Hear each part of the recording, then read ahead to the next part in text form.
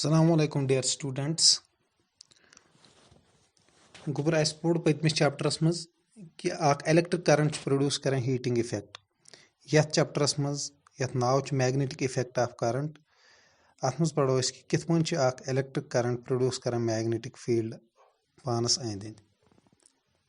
मगर तम ब्रोट सह पढ़ने ब्रोट वो क्या कंसेप्ट मैग्नेटस मुतलिक कि मैग्नेट क्या गो अमुक कंसेप्ट कत आव यह सोरे क्या वो ये चैप्टरस मज चैप्टर नंबर 13 तुहद फिजिक्स वो गोड वो गोबर मेन क्या लिस्ट टॉपिकन हुंद अथ चैप्टरस मज क्या क्या पढ़न गोडनेथ पढ़न इंट्रोडक्शन टू मैग्नेटिक कंसेप्ट दोम पढ़न मैग्नेटिक फील्ड त्रेम पढ़न Oersted experiment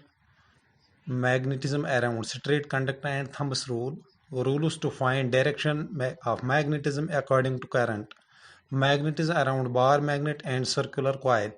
solenoid and electromagnet, Fleming's left hand rule, electromagnetic induction and Fleming's right hand rule, Lenz's law and electric circuit.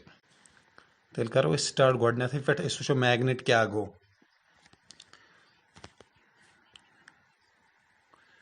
Magnet is an object which attracts pieces of iron, steel, etc. towards itself. One वो magnetic concept क्या आव तो वुचमुत सन अर्थ तो social studies मज पोर्मुत अत earth 3 layers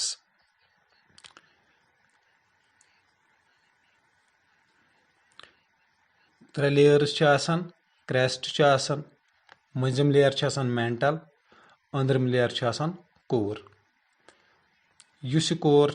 गोबर मोन अथ मुझ सबस्टेंस प्रेजेंट इस कैंचन चीजन पानस कुन अट्रैक्ट कर अत मुझ अट्रैक्शन पावर अवै वन क्या अत वन मैग्नेट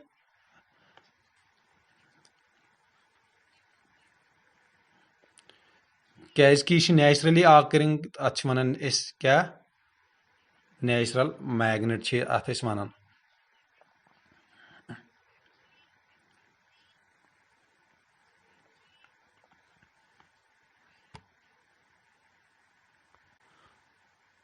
वन वो गोबर नेचुरल मैग्नेट क्या अत मज क्या यह एक्चुअली Fe3O4 यथ वन इस आयरन ओर यथ वन मैग्नेटाइट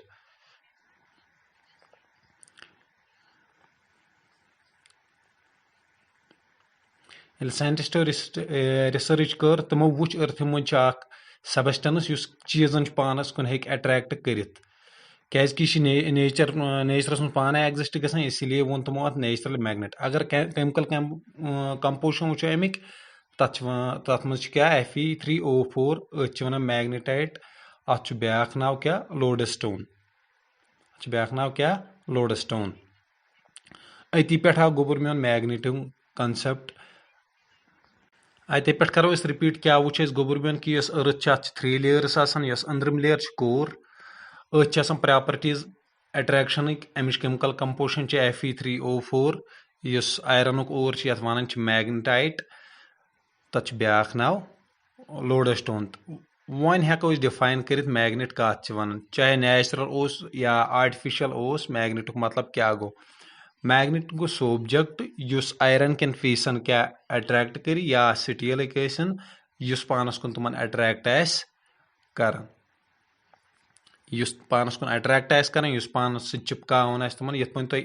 ये फिक्र वो वुचान यह मैग्नेट तुह नश बेम क्या सबस्टेंस अत कुन क्या स्टिक गसान तुम वो पान शक्ल मज अत मैग्नेट कर कमन यह कर अट्रैक्ट पानस कुन अत इसीलिए हेको वन मैग्नेट अत प्रॉपर्टीज क्या अट्रैक्शन प्रॉपर्टी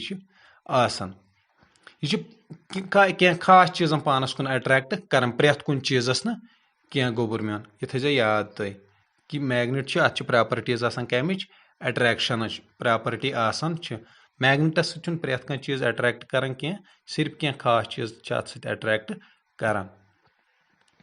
आयरन चीज अत चिपक गसान स्टील चीज गसान या बाकी सारी प्लास्टिक वनो तुम या बे क्या वनो तुम कि सारे हेक चीज हेकन क्या अत सत अट्रैक्ट करित प्रेथ कह चीज हेक ना अत सत अट्रैक्ट करित कह यह हेक प्रेथ कुन चीजस पानस कुन अट्रैक्ट करित कह वन तोर तुह कंसेप्ट फिक्र मैग्नेट क्या गो यथे पे वन आर्टिफिशियल अत मैग्नेटस गोबरमेन युथ कंसेप्ट तोर साइंटिस्टन फिक्र तमो दिशा डिफरेंट तमो बनाए डिफरेंट शेप्सन हज मैग्नेट गोडनुक मैग्नेट बार मैग्नेट आसन क्या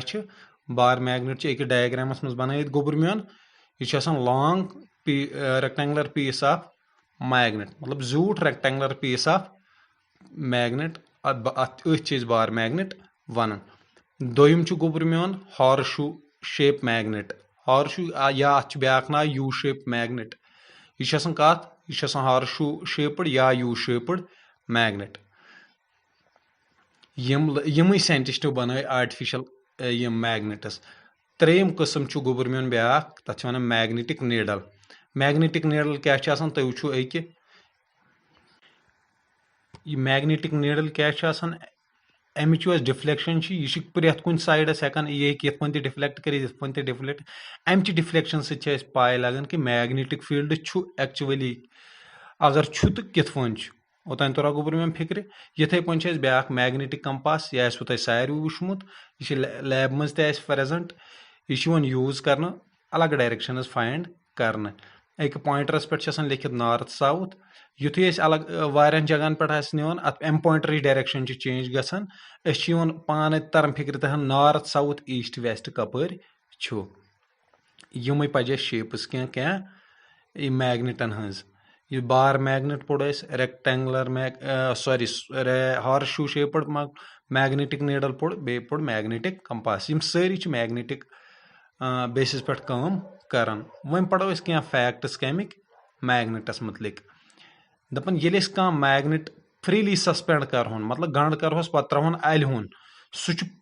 प्रेथ सात अकिस खास डायरेक्शन मज पानस अलाइन करान सो डायरेक्शन आसन कोश सह नॉर्थ साउथ डायरेक्शन युथी अत गंड करो पत त्रोन अलहोन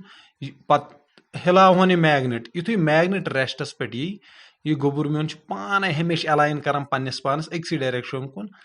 सह डायरेक्शन क्या सह नॉर्थ साउथ डायरेक्शन तेल हेको वन when a magnet is freely suspended it always aligns towards north south direction वन वो कैज हमेशा क्या कर पन्नस पानस क्या नॉर्थ साउथ डायरेक्शनस कुन यह एजम्पशन वन वो एजम्पशन कित पे क्या मतलब यह क्या पन्नस पानस उकुन कर तुम वो गोबरमेन अर्थ सन अत वो तान कोरस मज लोड स्टोन अम लोड स्टोन आसान गोबरमेन अमिच direction south to north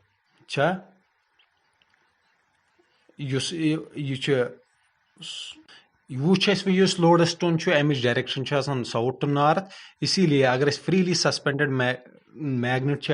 than freely suspended magnet यह पानस कुकुन कर अलाइन नॉर्थ पे साउथ क्या तुम पाई अपोजिट साइडस पान वन क्या कर अट्रैक्ट कर सेम पोल्स आसन ना हमेशा एक मज कहें इस पोल नॉर्थ साइड यी तथ वन नॉर्थ पोल इस साउथ किन यी तथ वन गोबरमेन क्या साउथ पोल इसलिए थो गोबरमेन याद मैग्नेट अत हमेशा कज पोल्स जो पोल नॉर्थ पोल बेस पोल यह पॉइंट गोडनेथ याद थवन कि कह त मैग्नेट सह एग्जिस्ट गसान दोन पोलन मज नॉर्थ पोल तो साउथ पोल नॉर्थ पोल तो बेस गोबरमेन क्या साउथ पोल अमुक रीजन क्या मे वो गोड़े यह सन अर्थ अत मुझ क्या कोरस मज लोड स्टोन सह प्रेजेंट कत मज south to north due to attraction opposite पोलन मज अट्रैक्शन गसान मैग्नेट सह गसान अलाइन कत मज नॉर्थ साउथ डायरेक्शन मज ये थो गोबरमेन याद यह हमेशा एजप्शन यह अत प्रूव काम आमुत कहें यथे पे थो गोबरमेन दोयम पॉइंट याद कि यम मैग्नेटिक लाइक पोल्स हमेशा पान वन रिपेल कर अपोजिट पोल्स हमेशा क्या कर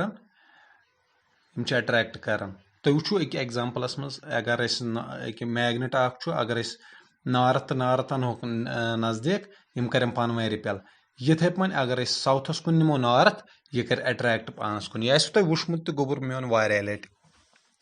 इसलिए थो याद यम लाइक पोल्स हमेशा क्या करन रिपेल यम अपोजिट पोल्स हमेशा पान वन क्या करन अट्रैक्ट करन एक डायग्रामस मज तो वुचो तो अगर वुचो अगर नॉर्थ निमो नॉर्थस कुन हमेशा करन क्या रिपेल करन क्या थो याद गोड़े कि लाइक पोल्स हमेशा रिपेल करन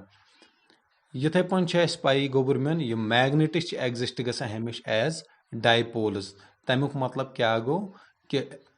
अस तो गोड़े याद कि अकिस मैग्नेटस जो पोल्स नॉर्थ पोल तो साउथ पोल यम जहई अलग गसान अगर तुम मैग्नेट कुन सात ब्रेक करिन अगर तुम मैग्नेट ब्रेक करिन तब बासो नॉर्थ पोल आव एक साइड साउथ पोल एक साइड मगर ये पे गोबुर मेन क्या यह अमिच पोलैरिटी लास्ट गई यह पान सह एडजस्ट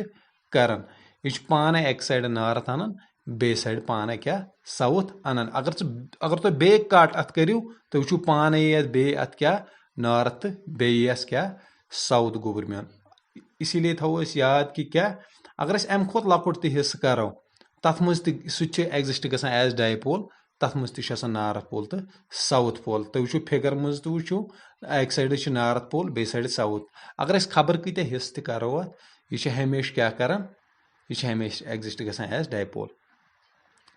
ब्या गोबुर मेन पॉइंट युथ मैग्नेट कुन टेबलस पे थो यह एक्सपेरिमेंट तो तुम बुक पे लिखित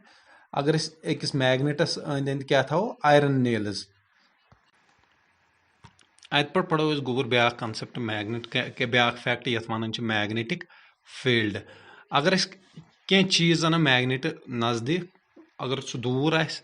थोड़ा दूर अत मज अत गि फील कहें युथु नजदीक वो पॉइंट वात सू कि अस बस अत गो फील यह लोग अट्रैक्ट अथ कुन गुन या अगर कह रिपेल्सिव चीज वो पॉइंट सू ये यह क्या लोग रिपेल गसने सह गथन गोबुर मेन रिपेल इसीलिए हेको वन कि इस मैग्नेट यह पानस अंद अंद एरिया डेवलप करान या अमुक यथ मतलब यथ मज क्या अमुक इफेक्ट फील्ड अमुक इफेक्ट फील हेको कर तथ वन क्या मैग्नेटिक फील्ड ब्या फैक्ट पोल्स ब्या अमुक कंसेप्ट कि जो पोल्स हेको क्या सेपरेट कर कहें क्या पाई मैग्नेट एग्जिस्ट गसान एज डायपोल ब्या कंसेप्ट गोबुर मेन मैग्नेटिक फील्ड गोबुर मेन अगर एक मैग्नेट यह अंद अंद एरिया यह एरिया सू यपर अमुक इफेक्ट हेको क्या फील कर एरिया यी नथ अत गोबुर मेन क्या अगर स्टडी करन पेवन इमेजिन कर क्या इमेजनरी लाइनस यमन लाइनन वन magnetic lines of forces force क्या यह क्या फोर्स क्या चाहे सह अट्रैक्टिव या रिपल्सिव एट लास्ट वनो यह कि यह क्या फोर्स इसीलिए इमेजनरी लाइन क्या वन मैग्नेटिक लाइनस ऑफ फोर्सेस अगर अक फिगर मज वो अत मज आयरन फिलिंग्स त्राम आयरन फिलिंग त्राम अत मज मैग्नेट युथु मैग्नेट अतन थवन यम आयरन फिलिंग पानस पान क्या अलाइन करान अथ मैग्नेटस अंद अंद पानस क्या कुन खास पैटर्नस अंद क्या करान अलाइन करान तो वो डायग्राम मज कित अलाइन पानस करान अतन तोर थोड़ा कंसेप्ट फिक्र कि मैग्नेटिक लाइनस या मैग्नेटिक फील्ड कित हेको एक्सप्लेन कर कि यम इमेजनरी लाइनस कर तमो एज्यूम तो वुचक मैग्नेटिक लाइनस ऑफ फोर्स वन पढ़ो मैग्नेटिक लाइनस ऑफ फोर्सन मुतलिक क्या गोबर मेन अगर ड्रा आसन करने बार मैग्नेट्स अंद अंद कित करो ड्रा सपोज यह डायग्राम मज नॉर्थ पोल तो साउथ पोल एक मैग्नेटुक यम मैग्नेटिक लाइनस हमेशा कत पे डेवलप गसान नॉर्थ पे एंड गसान कत पे साउथ पे बन किन वो तुम गोबर मेन यम गसान स्टार्ट कत पे नॉर्थ पे कोतान साउथस तान बे वो तुम यम नॉर्थ पे नेरान कोतान वातान साउथस तान गोबर मेन यथ पे शो कर क्या मैग्नेटिक लाइनस ऑफ फोर्स अगर कुन सात एग्जामस मज आई डायग्राम वनो या कुन मज तो वो फिगर मज हमेशा लाइन स्टार्ट करने नॉर्थ पे एंड गम कत मज साउथ पे वन पढ़ो बे क्या अत मुतलिक कि मैग्नेटिक लाइनस ऑफ फोर्सन मज कि क्या नॉर्थ पे स्टार्ट गसान या क्या तुम वो क्या कैरेक्टरिस्टिक्स ये अस वो कि मैग्नेटिक लाइन्स हमेशा नॉर्थ पोल पे क्या ऑरिजिनेट गसान टर्मिनेट गसान क्या साउथ पोल अत पत किन गोबरमियोन कह लॉजिकल रीजन कहें यह जस्ट अख एजप्शन तुम थो इसलिए याद कि मैग्नेटिक लाइन्स नॉर्थ पोल पे नेरान एंड गसान क्या साउथ पोल पे वन अगर रीजन वो क्या गसान क्या magnetic lines of force north पे स्टार्ट गसान क्या एंड गसान क्या साउथ पोलस मे वो गोड़े गोबरमियोन यह एजम्पशन यह एजम्पशन यह अगर नॉर्थ अत एजम्पशन वो रीजन ये गोबरमियोन कि अगर नॉर्थ पोल यलै आव फ्री आव कि यह नॉर्थ हमेशा गसान मूव तेल कुकुन यह गया कुकुन साउथस कुन क्या पई अपोजिट पोल पान अट्रैक्ट करान इसीलिए हर कन लिखित गोबरमियोन this shows that if north pole was free to move it would have move towards south pole due to attraction ओतन थो गोबर क्या ड्यू टू अट्रैक्शन क्या गसित नॉर्थ पोल पे कुकुन साउथ पोलस कुन दोयम गोबरमियोन कि magnetic lines of force imaginary lines वो अड़न क्या गन अड़न तंग तो वो यथन यथन नजदीक आसन अथन मैग्नेटिक फील्ड गोबरमियोन अमिच स्ट्रेंथ सह ज्यादा सह स्ट्रांग अथन सह वो इसलिए थो गोबरमियोन याद कि पोल्सन पे मैग्नेटिक फील्ड अमिच स्ट्रेंथ क्या वारिया ज्यादा पोल्सन पे थो गोबरमियोन याद क्या वन क्या मैग्नेटिक फील्ड यह स्ट्रांग कि मिडलस पे अगर वो अथन वो लाइन्स वारिया दूर दूर अथन मैग्नेटिक स्ट्रेंथ थोड़ा हम खुद कम नेग्लिजिबल क्या अलबत्ता वीक आसान त्रेम प्रॉपर्टीज वो कि मैग्नेटिक लाइन्स क्या एक्चुअली हावन एक्चुअली हावन क्या मैग्नेटिक फोर्स क्या डायरेक्शन तो वो वो गोड़े क्या लाइन्स स्टार्ट गसान नॉर्थ पे क्या कोतान साउथस तान अगर कुन सात डायरेक्शन कड़न टेंजेंट ड्रा कर वुचान तति क्या डायरेक्शन अमिश सूरम पॉइंट क्या गोबरमियोन कि हमेशा थो यह गोबरमियोन याद पॉइंट कि यू एग्जामस तीन प्रॉपर्टीज इन सारे एग्जामस कि मैग्नेटिक लाइन्स जह क्या इंटरसेक्ट पान वन कर जह कट कर पानस क्या रीजन क्या कि यह फोर्स गोड़े डायरेक्शन यह पाई रीजन यह अगर वो कि लाइन्स गए इंटरसेक्ट अगर पे टेंजेंट ड्रा करो अत पॉइंटस पे तेल टेंजेंट अत पॉइंटस पे क्या टेंजेंट कि टेंजेंट यह पॉसिबल कि दुनिया में क्या कुन पॉइंटस क्या direction force can not have two directions पूंचम पॉइंट क्या थोमुत क्या ये magnetic lines of force close continuous curves यह पॉइंट थो जरूर गोबरमियोन याद कि मैग्नेटिक फील्ड लाइन्स क्या क्लोज कंटिन्यूअस कर्व्स स्टार्ट गसान क्या थो याद गोड़े क्या आउटसाइड द मैग्नेट स्टार्ट गसान क्या नॉर्थ पे कुकुन साउथस तान अगर इनसाइड वो इनसाइड द मैग्नेट यम मैग्नेटिक लाइन्स कत पे साउथ पे नॉर्थस तान यथ पन बनावन क्या यथ पन कंटिन्यूअस कर्व्स बनावन वन पढ़ो गोबरमियोन असल मेन टॉपिक सह पे क्या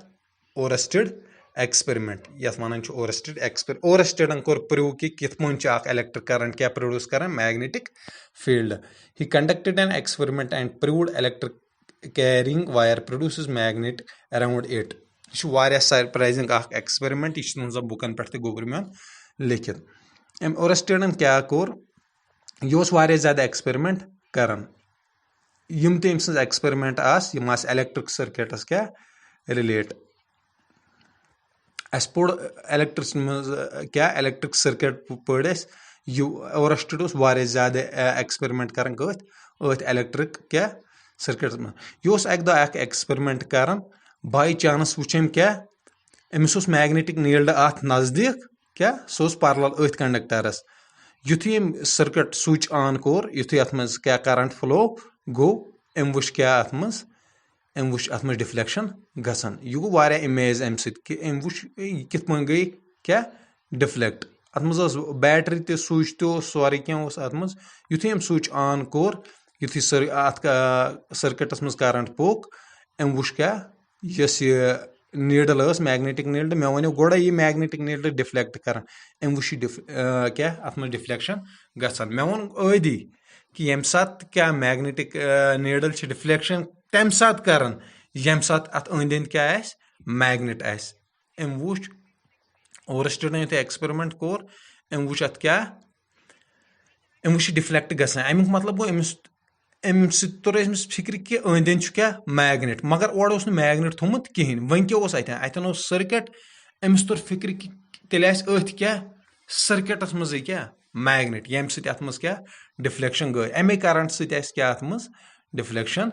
गसान अम कोर वारिया ज्यादा डिफ्ले अम लाज वारिया क्या करें अम लाज वारिया एक्सपेरिमेंट करें तो फाइनली दुत अम क्या अम दुत पत फाइनली डिसीजन कि दोपन यथन ते इलेक्ट्रिक करंट तथन मैग्नेटिज्म प्रोड्यूस गसान यह तूत स्ट्रांग आसान कि यह करंट सत मैग्नेट प्रोड्यूस गसान यह तूत गोबरमेंट स्ट्रांग आसान कि यह कर चीजन पान वन क्या यह कर चीजन पानस कुन अट्रैक्ट मगर फिर भी आसान अकिस सर्किटस अंद अंद क्या युथी तथ मज करंट पक तथ अंद अंद आसान क्या मैग्नेटिक फील्ड क्या युत योत गोबर मे क्या तम कोर क्या तम युथ डायरेक्शन करंट चेंज त कर युथ गोड़ करंट पकान साउथ पे नारस तान अम वो नीडल डिफ्लेक्शन गसान बदल पाट युथी पत डायरेक्शन चेंज कर नारस टू साउथ डिफ्लेक्शन गई बीस सत तोर फिक्र डिफ्लेक्शन आय यह डिफ्लेक्शन कम सत कम करंट सत दोम चीज थो याद कि नीडल डिफ्लेक्शन सह चेंज गसान कम सत with change in direction of current युथी करंट डायरेक्शन बदलान अम नीडल यह बदलान वो वो क्या डायरेक्शन अम दिस डायरेक्शन कित पे हेको डायरेक्शन मैग्नेट फील्ड कर तो वन तो गोड़े वो तम क्या इलेक्ट्रिसिटी सत क्या बनान magnetism electricity give rise to magnetism और एक्सपेरिमेंट सत तौर फिक्र कि यथन ते इलेक्ट्रिसिटी या यथन ते इलेक्ट्रिक करंट अतन क्या मैग्नेट वन वो करंट के डायरेक्शन हिसाब सत क्या मैग्नेटिक मतलब यह नीडल कुन आए डिफ्लेक्ट कर वन क्या रूल गोडनुक रूल कि कित या मतलब करंट क्या डायरेक्शन कि नीडल कुन ग डिफ्लेक्ट तुम हेकु पाने वन यह प्रूव त गोमुत एक्सपेरिमेंटली तुम वो पाने अगर नॉर्थ टू साउथ तुम पकन करंट या साउथ टू नॉर्थ पकन करंट तुम वो तत वो तुम मैग्नेटिक नीडल डिफ्लेक्शन कुन गच्छित तम खतर क्या रूल ये वन क्या एम्पायरस स्विमिंग रूल यह रूल कम खतर कोर इस्तेमाल to know the deflection of magnetic needle in अकॉर्डिंगस विथ करंट कि कित पे डिफ्लेक्ट गसान क्या नीडल यम सात सर्किटस मज क्या पकन करंट पकन प्रेथ सात गोस आसन यह रूलुक मतलब एग्जामस मज युथु तुम वुचु यम रूल लगे तो जरूरत इस एम्पायरस स्विमिंग रूल यह अमे खतर लगन क्या डिफ्लेक्शन नीडल करें क्या यम सात करंट पकन यु थी एग्जामस याद बाकी कुन लगन यह सिर्फ लगन कम सात अथ नीडल डिफ्लेक्शन कड़नस मज अत मज क्या थवान याद अत मज वो सपोज पर्सन क्या स्विमिंग कर in the direction of current assume करो अत मज कि सपोज पर्सन कत करंट डायरेक्शनस मज पकान सपोज वो करंट डायरेक्शन यह वो तुम वो कि डायग्रामस मज कि अमिस पर्सन डायरेक्शन क्या बन कन नीडल दित वो वो कित पे तेल यह नीडल डिफ्लेक्ट गम यह कित डिफ्लेक्ट ग गोड़े पाई ये करंट पक डिफ्लेक्शन यी तथ मे गोड़े पाई क्या डिफ्लेक्शन ये करंट आए डिफ्लेक्शन ग वन वो कुकुन ग डिफ्लेक्ट यह वो ये रूलस मज क्या डिफ्लेक्ट कुकुन ग वन थो तुम याद यम सात क्या अगर करंट निमो कम डायरेक्शन मज नफर निमोन स्विम कर in the direction of current deflection सह टुवर्ड्स हिज लेफ्ट हैंड तुम पाने अगर तुम एज्यूम करो कि नफर अगर स्विम कर in the direction of current magnetic needle सह कोस हावन सह अम सुंद खोड़ अत हावन इसलिए suppose the person is swimming in the direction of current such that the current enters the man through his feet and leaves his body through head. Then the magnetic needle kept below it will deflect towards his left hand यह government याद थवन exams मज यह लगन अथ एमची deflection कड़नस कत अत नेडलस कित deflection गसन दोयम rule अत कि तथ वन क्या गोवर्मेंट सुनो रूल यह लगन क्या मैग्नेटिक नीडल डिफ्लेक्शन कड़न यह रूल क्या वन यम सात करंट फ्लो गस क्या साउथ पे क्या नॉर्थ पे अमुक सुनोक मतलब क्या गो एस गो साउथ एन गो नॉर्थ डब्ल्यू गो वेस्ट ठीक अमुक मतलब गो कि यम सात करंट पक साउथ पे क्या नॉर्थस कुन कि यह डिफ्लेक्शन सह गुकुन गोवर्मेंट सह गस वेस्टस कुन अस वो एम्पायरस रूलस मज कि यम एंद लेग यम एंद हेड यम एंद राइट हैंड यम एंद लेफ्ट हैंड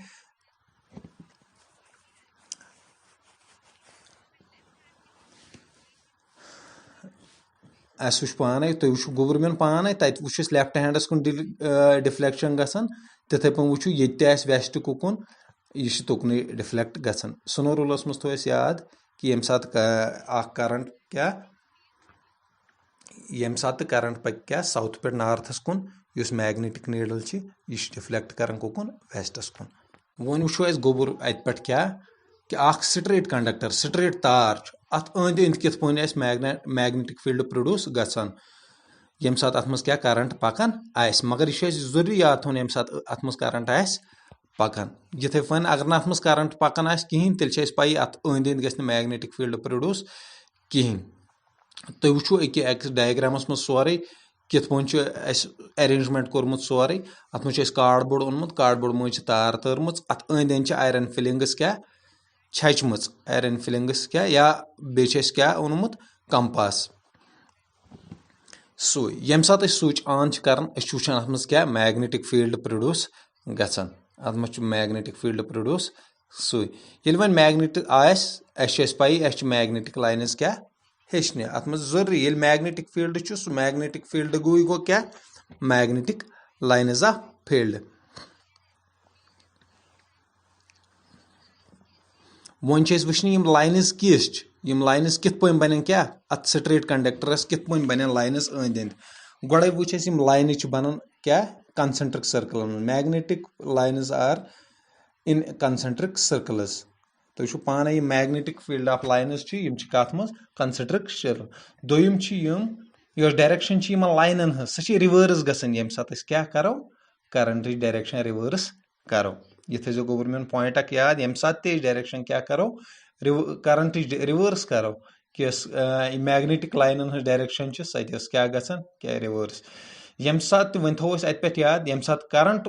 फ्लो हर कुन गसन तम सात डायरेक्शन मैग्नेटिक लाइनन सह एंटी क्लॉकवाइज यम सात मैग्नेटिक यह करंट बोन कुन पकान तम सात डायरेक्शन कमिच मैग्नेटिक लाइनन क्या क्लॉकवाइजन ब्याक चीज क्या कि मैग्नेटिक फील्ड प्रोड्यूस गसन सो डायरेक्टली प्रपोर्शनल कत करंटस बेस इनवर्सली प्रपोर्शनल कत डिस्टेंस फ्रॉम द कंडक्टर क्या मतलब कि यीज करंट इनक्रीज कर तूत ज्यादा मैग्नेटिक फील्ड क्या मैग्नेटिक स्ट्रेंथ तीज इनक्रीज गसन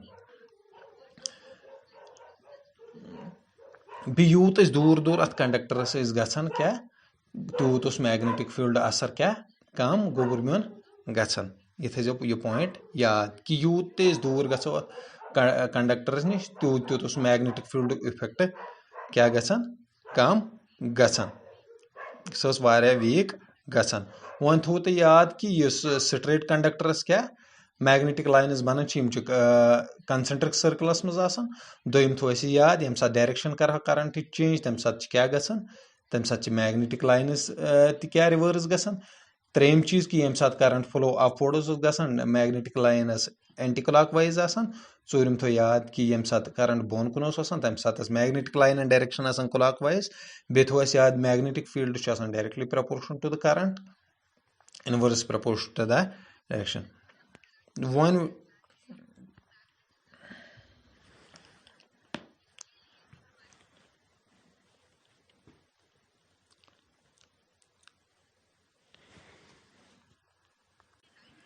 वन वो कि मैग्नेटिक फील्ड प्रोड्यूस गसन कत अत स्ट्रेट कंडक्टरस अंद अंद